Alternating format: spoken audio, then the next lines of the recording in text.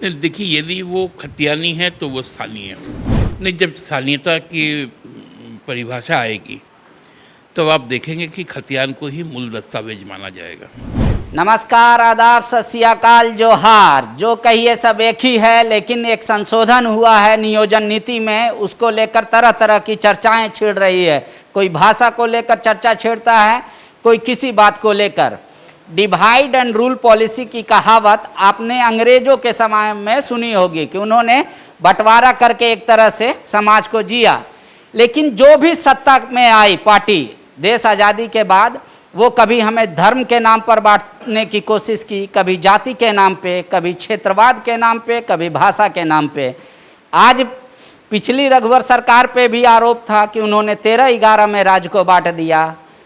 उन्होंने संशोधन करके फिर एक 24 एक आंकड़ा बनाया। वर्तमान सरकार पे भी आरोप लग रहे हैं कि इन्होंने अगड़ी को पिछड़ी से बांट दिया। हमारे साथ बात करने के लिए जेएमएम पार्टी के महासचिव सुप्रियो भट्टाचार्य जी हैं।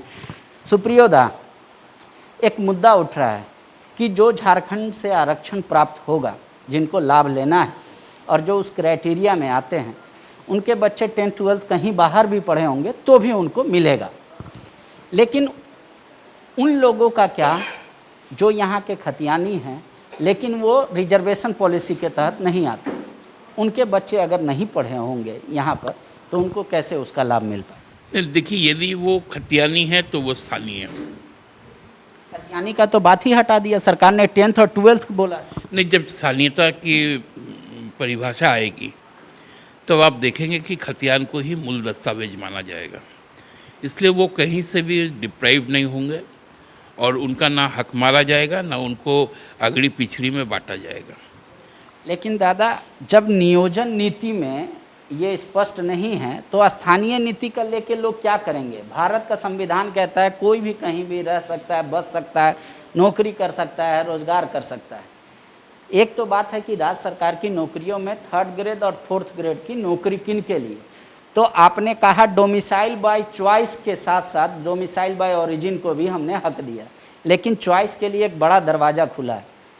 जो झारखंड में आंसू कह रही है कि 2002 के बाद भी आए होंगे, लेकिन उनके बच्चे 10th और 12th यहीं से पास किए, तो उनको तो नौकरी मिलेगी। देखिए, सुप्रीम कोर्ट का एक जजमेंट आया जो बिहार सरकार से संबंधित था।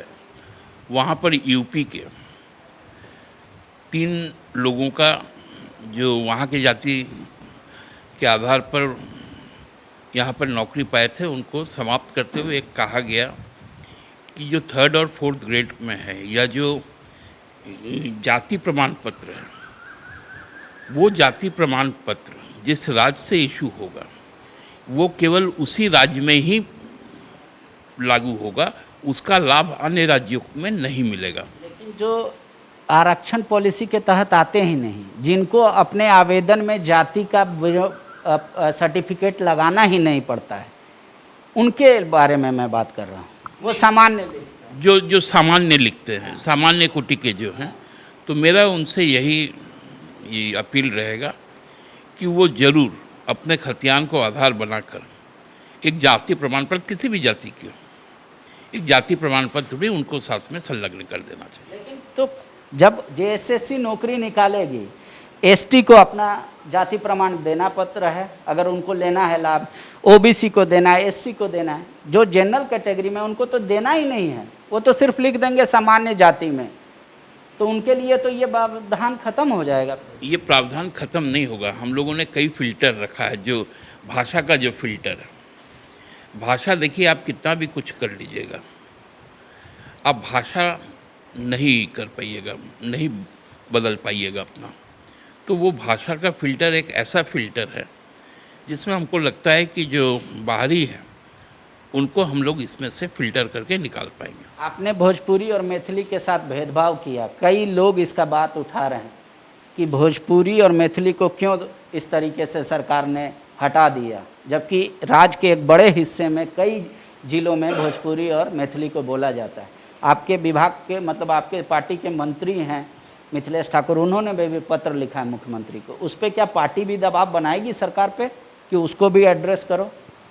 नहीं, देखिए, मैथिली हालांकि हम लोग के यहाँ पर बहुत ज़्यादा बोली नहीं जाती है। वो जो मैथिली से के समतुल्य के सुनने में वो लगता है, वो अंगिका है जो देवघर के इलाके में और गोड्डा के इलाकों में बोली जाती है, कुछ हद तक दुमका के भी इलाकों में बोली जाती है।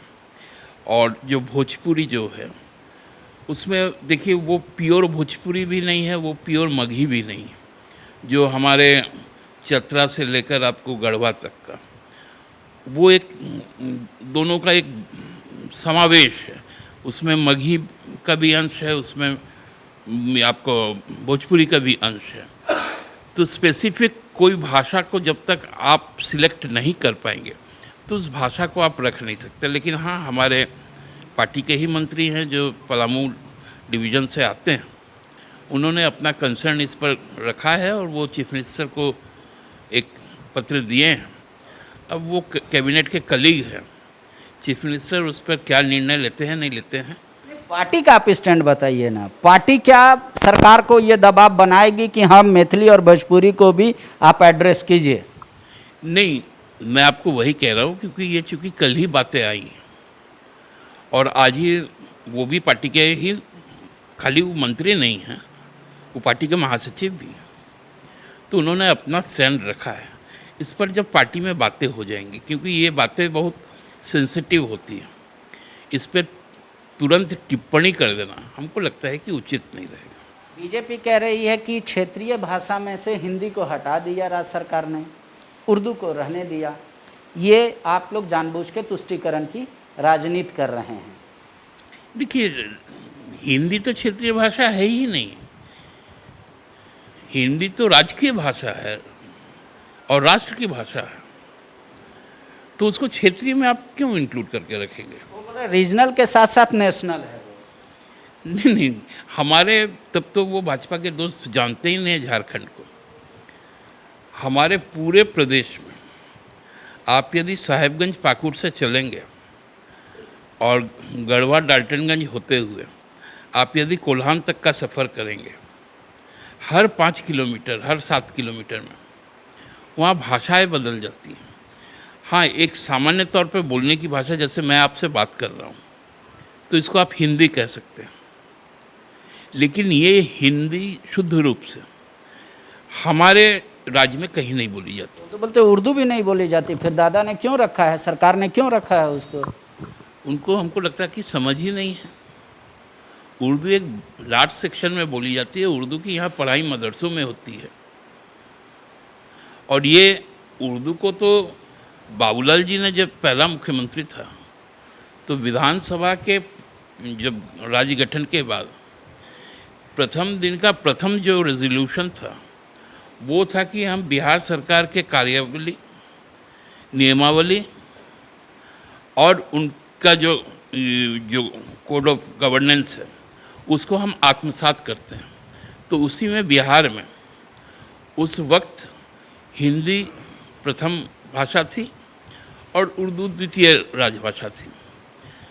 तो उन्होंने उर्दू को तो उन्होंने ही ऑप्ट किया था, नंबर 1। नंबर 2, जब हम लोग आए, हम लोगों ने कहा कि इस इलाके में उर्दू के साथ साथ कई जनजातीय और क्षेत्रीय भाषाएं भी बोली जाती हैं, तो उसमें 9 और भाषाओं को जोड़ा गया द्वितीय राजभाषा के तौर पर, जब माननीय गुरुजी की मुख्यमंत्री काल में विधानसभा के अंदर प्रस्ताव पारित कर उसको नोटिफाई किया गया।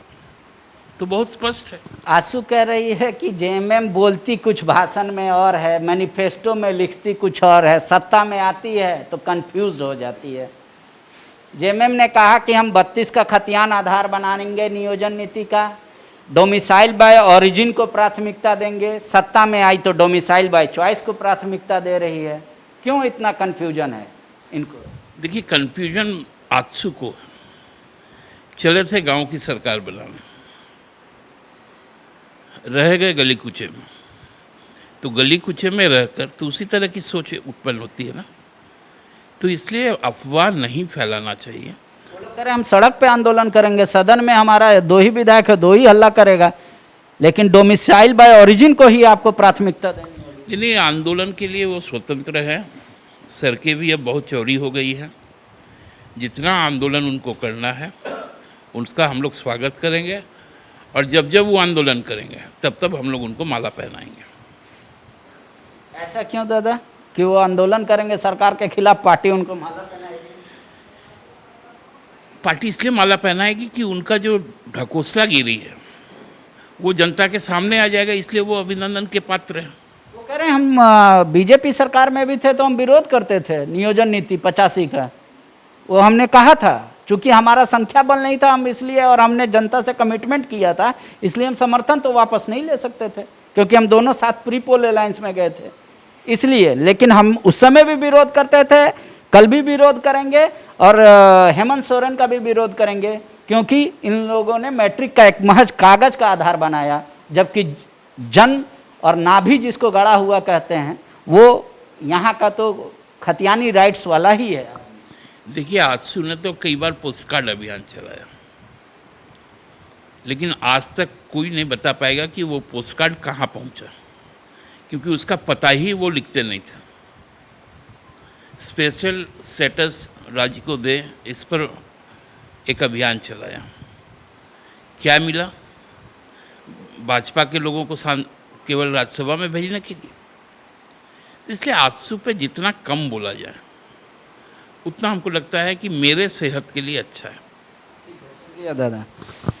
राज्य में अब ये चर्चा का विषय छिड़ गया है कि डोमिसाइल बाय ओरिजिन या डोमिसाइल बाय चॉइस दोनों को कैसे एक श्रेणी में लाकर खड़ा कर दिया जा रहा है। पिछली सरकार पे भी यही आरोप लगा था, वर्तमान सरकार पे भी यही आरोप लगा है।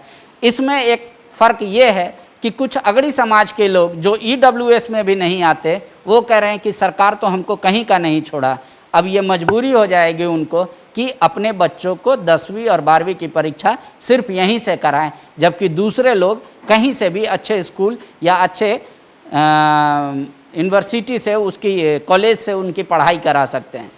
अभी तर्क देखते जाइए, सुनते जाइए, आपके हिस्से का कितना बात है, कितना अखबार में छप रहा है, कितना टीवी पे चल रहा है, सिर्फ इसी को आधार मत मानिए। आप खुद पढ़िए, चिंतन कीजिए कि जो वाकई में संशोधन किया गया है वो आपके हित का है कि नहीं, फिर अपनी बात को आवाज़ में लिखिए, कमेंट में ज़रूर लिखिएगा अपनी राय, ताकि हम दूसरे नेता से उस मुद्दे पर सवाल ज़रूर कर सकें। शुक्रिया। विवेकानंद विद्या मंदिर स्कूल एक CBSE affiliated English medium coed school है। हम शिक्षा के साथ संस्कार देते हैं। thefollowup.in. Like, share and subscribe. www.thefollowup.in